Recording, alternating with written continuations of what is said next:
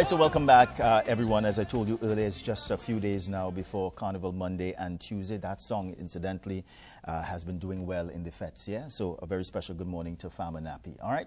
So right now, we are joined by the political leader of the Patriotic Front, attorney at law and humanitarian, Mickela Panday, daughter of former Prime Minister and UNC founder, Basdeo Panday, to discuss life after his passing and what legacy he wanted to leave behind and how she plans to carry out that legacy. Ms. Panday, good morning. Thank you very much for joining us.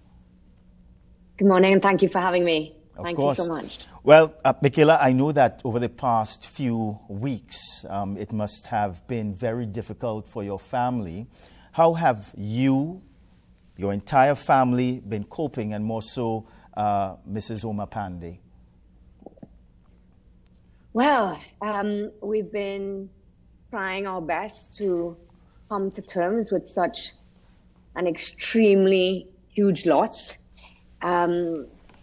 Like so many other people in Trinidad and Tobago today, it's been difficult for me to say that it's something that you sort of, as time goes by, and it's only been a month, that gets easier. It hasn't. In fact, sometimes it feels more difficult, but you sort of like, and people who have lost loved ones will know this, you go up and down, and you have some good days, and then you have some really, really rough days. I think my mum is still really struggling, because, you know, anyone who has lost a father will understand, but losing a life partner who you've spent most of your life with is very, very difficult. And of course, this also came as a shock to us.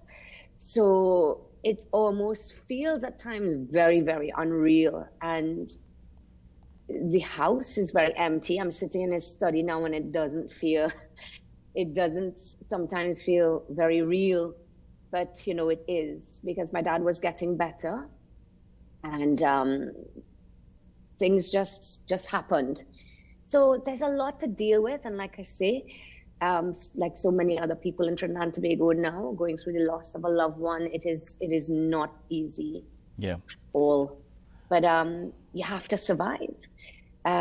You got to be strong. You know, you have to put your boots on and rally on, as they say. And fight with the lion. My sisters have gone back, and now, so I'm here. My other sister is in Defense Force, so she's busy and working a lot. So it's just, you know, trying to just manage everything and find some kind of normalcy, which will have to be, as they said, you know, kind of, you know, during the COVID time, the term that was coined, new normal. Yeah. And it'll never be the same, ever. I think that there is a general sentiment also that this news is still very unreal to the people of Trinidad and Tobago. I hope that you're hearing me. Are you hearing? I'm hearing you better now, yes. Thank you. I think the sentiment is that some of us in Trinidad and Tobago, and I suspect the Caribbean and across the world, we are still in shock by the death of Mr. Panday. We were informed of his illness by you on social media, and then subsequently his death. And we really never associated death with Mr. Panday, right? No. What happened? What happened over the past few months?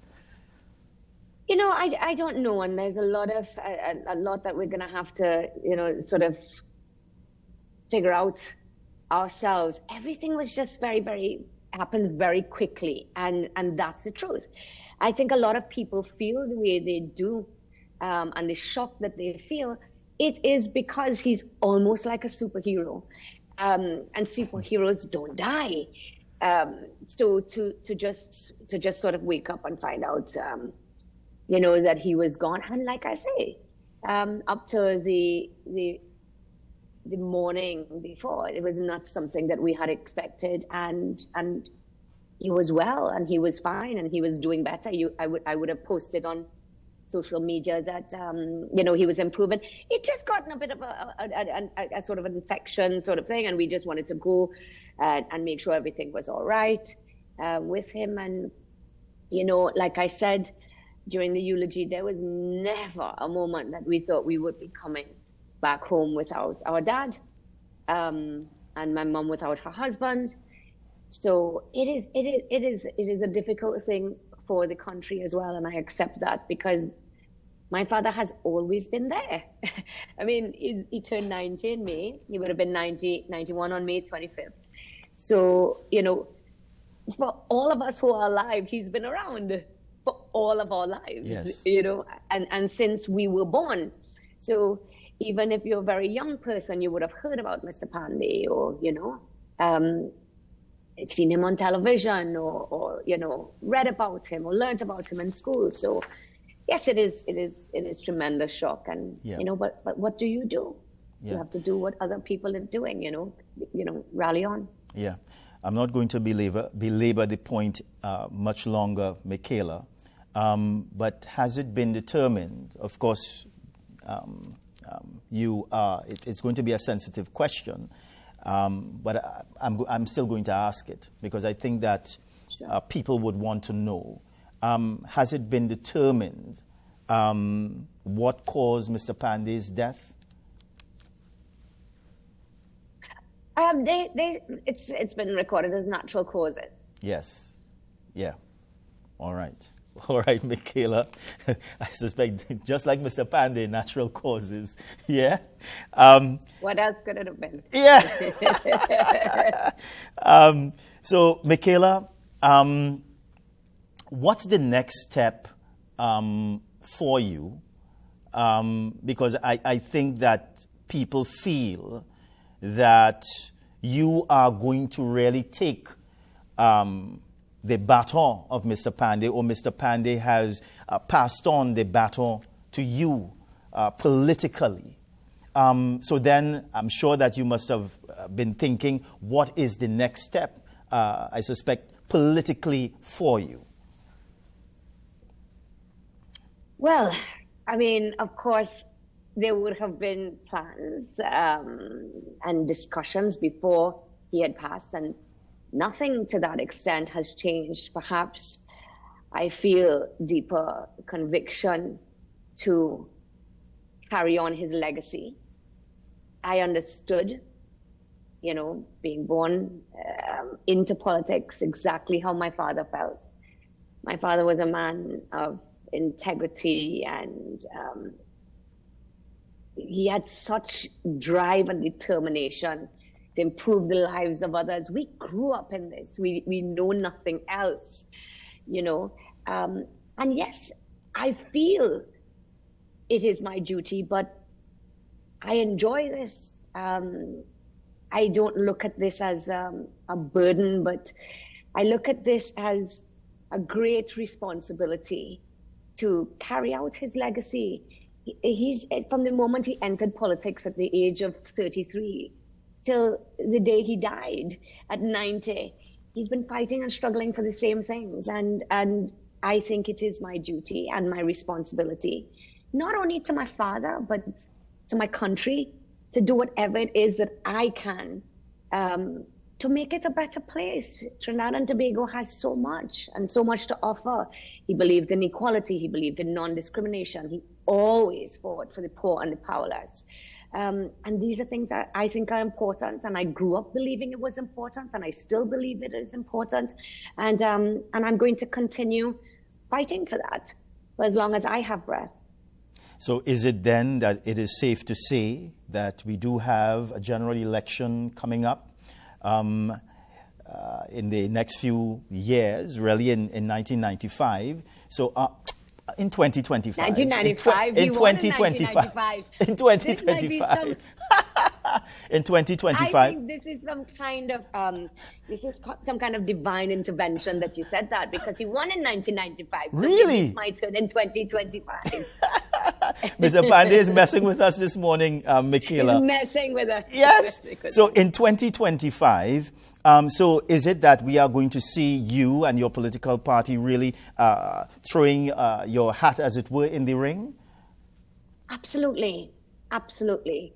I think Trinidad and Tobago, people need options. I think that is what democracy is about. giving people options. So the more parties, the better. I don't believe in this that people say, oh, a third party. I ask them, please don't call me a third party because you've called my place in the race already. So I think giving people options is important. People have to stand to account for what they say. You say, okay, what do you believe in? I would hope that there would be more debating, But my thing is, I believe in what my father believed in, and that is nation building and unity. And it's one of these blocks, almost a roadblocks, and an obstacle that has really prevented us from moving as quickly as we could forward as a country. So give people a choice. Why not? That's more exciting as well, isn't it? Yeah.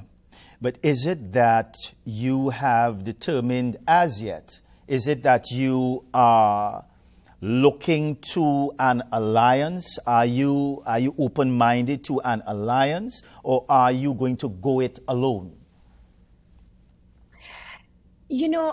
I don't think you can preach unity and close doors, but I definitely, so you have to be open-minded, but I also don't think that you can make decisions like that now.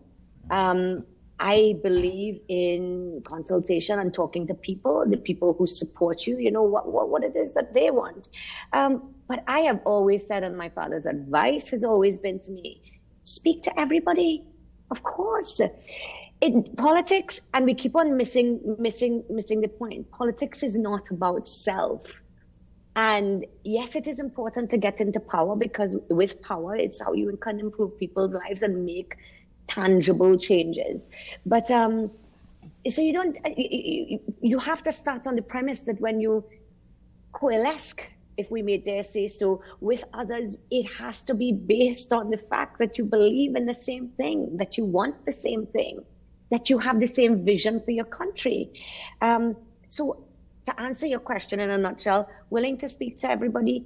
Absolutely, yeah. Once we want the same thing. Sometimes coalitions take place for the sole purpose of getting into power, and then nothing happens. And things fall apart. So I want to learn from the past and look towards the future. Mm-hmm. Mickela, there has been a perception that over the years that the relationship between you, Mr. Panday, and the United National Congress, it has been strained somewhat. Following his death, has there been any overtures? Has there been any discussions with the United National Congress? Do you also maybe see some alliance with that political party sometime in the future? And I ask all of this because Mr. Panday being one of the founders. All at one time? Yeah, one of the founders of the UNC, right? Of course, he was the founder of the UNC. Yes. And brought together with John Humphrey and Trevor Sudama and a couple of others. I think this is a wonderful opportunity to perhaps set the record straight in terms of strained relationships with the UNC. That was never on the part of my father or me.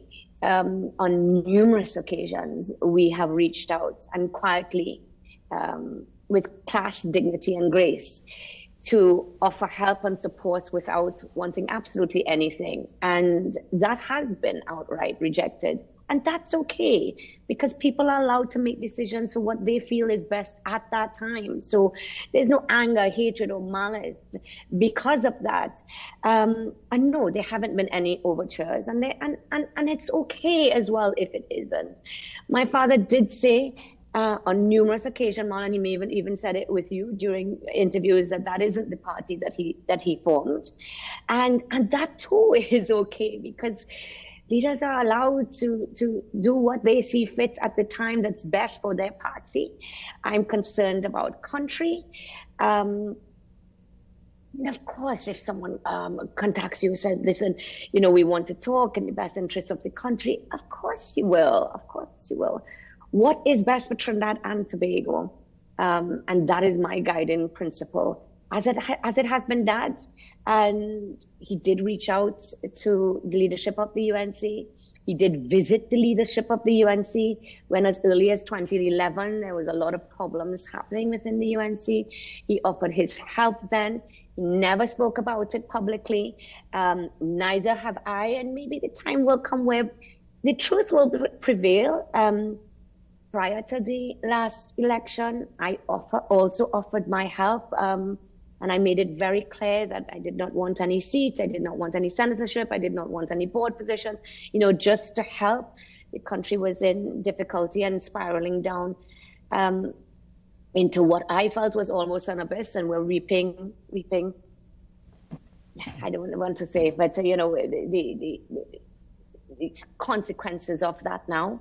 So of course you speak.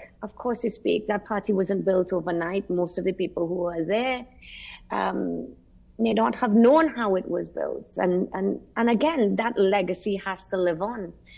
And it will live on through me and others and other young people in society and other like-minded people in society who wants Trinidad to be based on meritocracy and not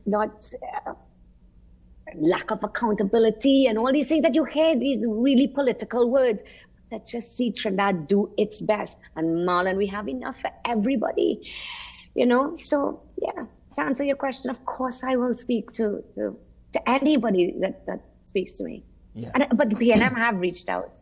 Yeah. So the doors are open, to talks. Doors are open, my friend. Always. Yeah. Over the years, we have heard Mr. Panday say a number of things of concern to him. He has spoken about national unity.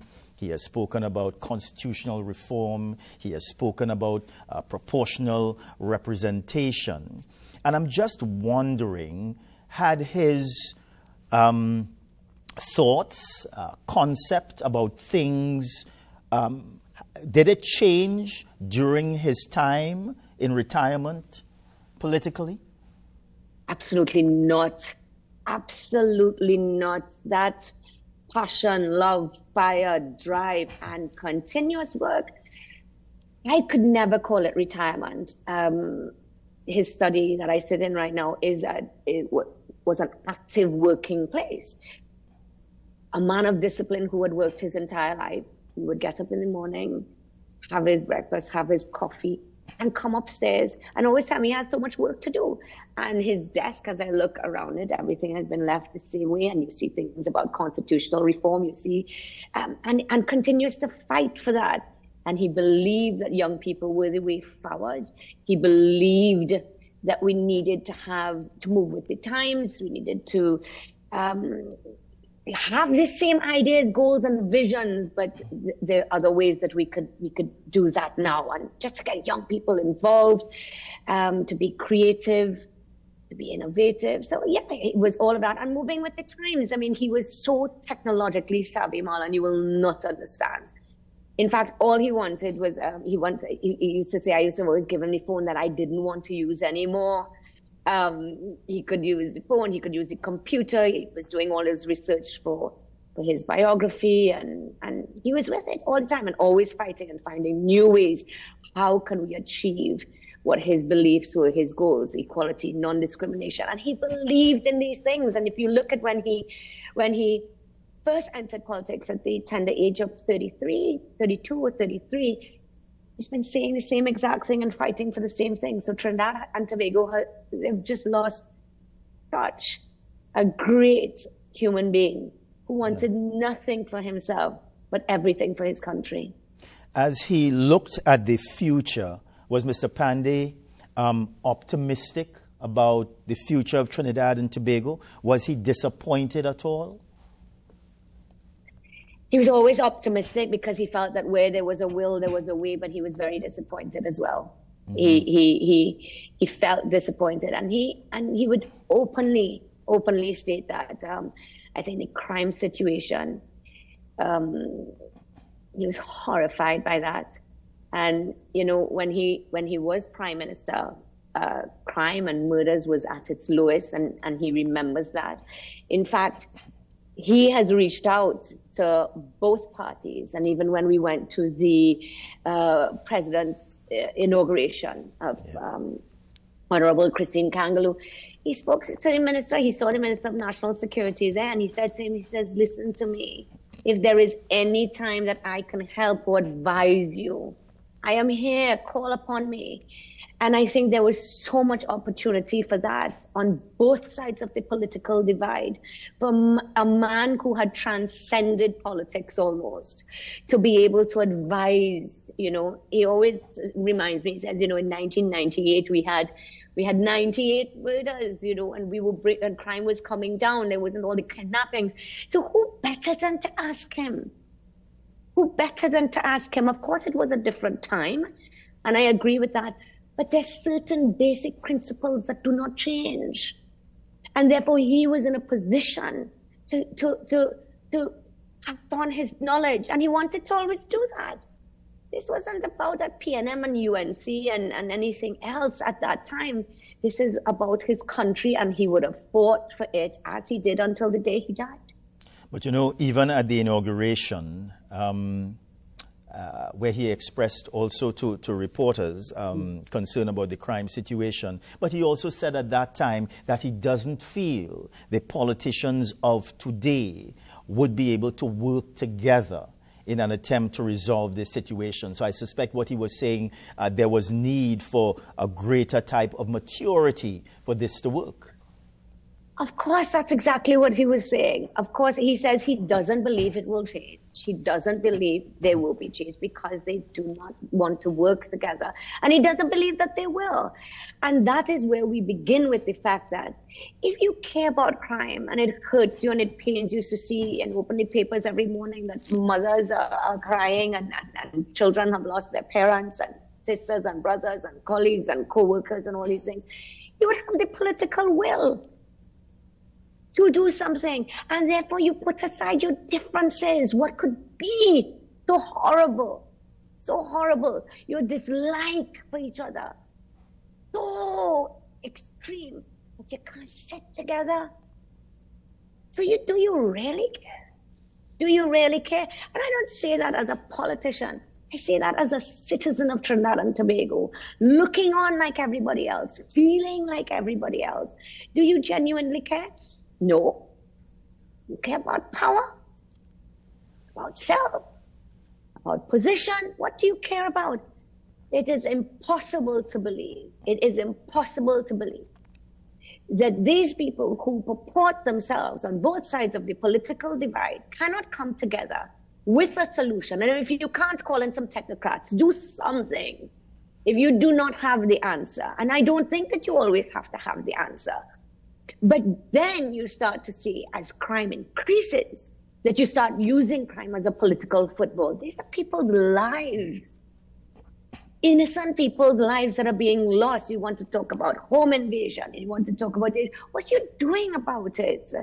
And why do you turn around and say that you refuse to do anything about it by even meeting with each other? Can you so not stand each other that not even the loss of life could transcend that? And that's what I miss about politics when I was growing up. And that was one of the happier times, because you could sit and quarrel and drop stick. And then my dad and Mr. Manning will be in presentation college throwing cards. Yeah. I knew George Chambers as Uncle Georgie Chambers. We would go to cricket and you'd be sitting down, and I remember Muriel Donowa. I always remember who I knew as Auntie Muriel. I didn't know what hatred, and as a PNM and you had to hate them and this kind of thing, always cooking the best pilau and offering it to me, and I would sit down there. What happened to those days? All you have now is hatred, malice, mudslinging, how to bust a mark. Every morning somebody have to resign. Energies and focus into solving the problems of the country. And that's why he had, as you would say, lost hope. But he didn't lose hope in the people of Trinidad and Tobago. Yeah. And that's different. Mickela, he didn't lose hope in the youth of Trinidad and Tobago. Yes, my friend, sorry. We just have a few minutes again. I'm taking 2 minutes. I'm taking 2 minutes with Mickela again. Okay. Since his death, there have been calls or suggestions about the way that Mr. Panday should be honored. How do we do that? I don't know. How do you honor such a great man? I think this is something that the public should really decide. I said it once when I was asked. I said he would turn around and said, "What you want to honor me for? The way that you do that is implement constitutional reform." But I understand how people feel. I understand now that he's gone, that he should be honored. He was a great statesman. People felt like they knew him and had love and honor and respect for him. So ask the people of Trinidad and Tobago how they think, and definitely something should be done. We shouldn't forget the great people who have come before us, yes, and their legacy. Yeah. Mickela Panday, it was a pleasure speaking with you, and I'm sure that we will speak again sometime in the future. Until then, my friend. Take care, and condolences again to you and your family. Thank you. Thank you. Thank you. Bye for now. Thank you very much. So it's Bye-bye. time for another break. We do have this for you. It's Lovely Flora at La Vega, and it's from Rollins Amar. Rollins, thank you very much. We're coming back, everybody. Some people allergic to happy.